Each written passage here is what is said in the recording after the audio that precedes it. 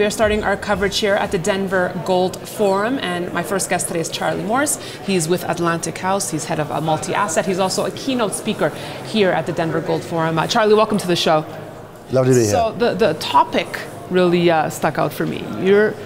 We'll be talking on gold within a digital world, obviously for Kitco.com. That's basically the universe we live in. But is there a place for gold in this new world that we're experiencing? Absolutely. Gold is a unique asset because it's the only one that covers off an environment where essentially real interest rates collapse.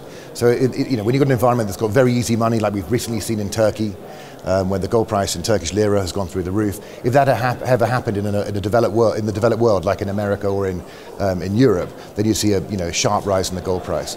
Now we did see that really from the year 2000 to 2011, but since then money's really in a tightening cycle, so gold's been negative. But whilst that's happened, tech stocks and high growth assets have been performing extremely well. Now I would put to you that Bitcoin, for example, to represent digital assets, is a growth asset, and therefore it's the opposite of gold, not the same of gold. And that's despite the fact that both have the same supply dynamics.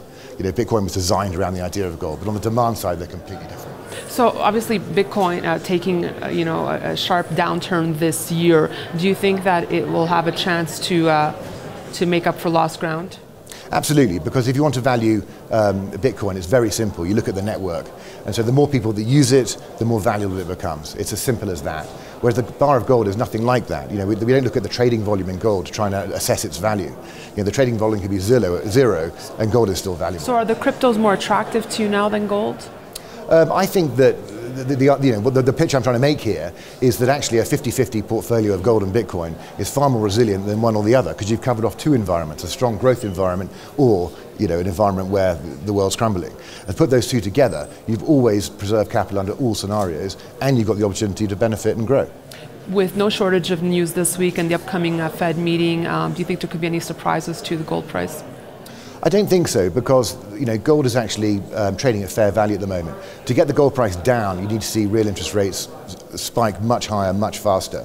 But what we've seen literally since last Tuesday, when the trade tariffs went against China, is we've seen bond yields go up, which is bad for gold, but we've also seen inflation expectations go up faster, and so that's good for gold. And so I think that gold is supported at $1,200. Probably over the next 5 or 10 years, we're going to see gold in a range of 1,000 to 1,400. That would be my 10-year forecast. So a dip back to 1,000? No, the range would be 1,000 to 1,400. So I can't see it going below 1,000, and I can't see it going above 1,400 until there's a significant change in the inflation dynamic. And that's what you said within the next 5 to 10 years. Well, I mean... So when you hear talk of people saying, oh, we're going to see, $3,000, $5,000 gold just based on, with the debt and all the issues in the world, what's your... Well, debt has been deflationary.